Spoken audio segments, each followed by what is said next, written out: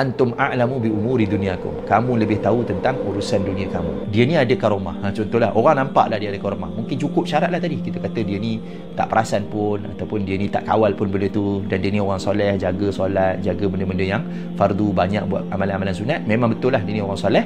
Lepas tu ada benda-benda yang berlaku pada dia karamah, tidak menjadi kriteria bahawa dia ni di pihak yang benar sentiasa.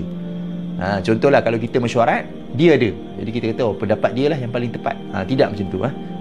Contoh dalam mesyuarat, tiba-tiba kita kata, tengok dia lah sebab dia orang soleh. Jadi kita kata, kalau dia punya pendapat tu kira betul lah. Tidak menjadi kriteria begitu. Sebab apa?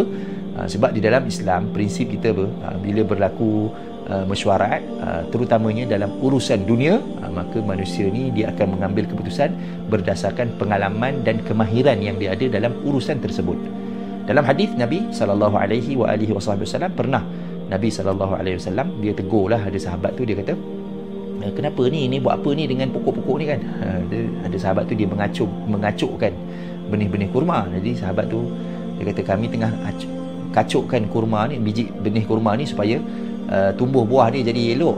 Nabi kata jangan buat macam tu kan, buat pelik kan. Tapi Nabi dia ada pengalaman tak dalam bidang pertanian? Tidak ada. Sebab apa? Sebab Nabi dia asal daripada Mekah. Di Mekah ni biasanya penternakan lah, jaga kambing ataupun perniagaan lah.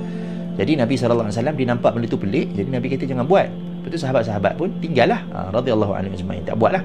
Bila tak buat, tak jadi, pokok kurma tu tak berbuah elok. Jadi sahabat-sahabat pun mengadu kepada Nabi SAW semula. Jadi bila bagi tahu kat Nabi, kata ini buah ni kan, buah ni tak jadi, Nabi SAW kata apa? Ni dia punya kayu dia apa? Antum a'lamu bi umuri dunyakum. Kamu lebih tahu tentang urusan dunia kamu.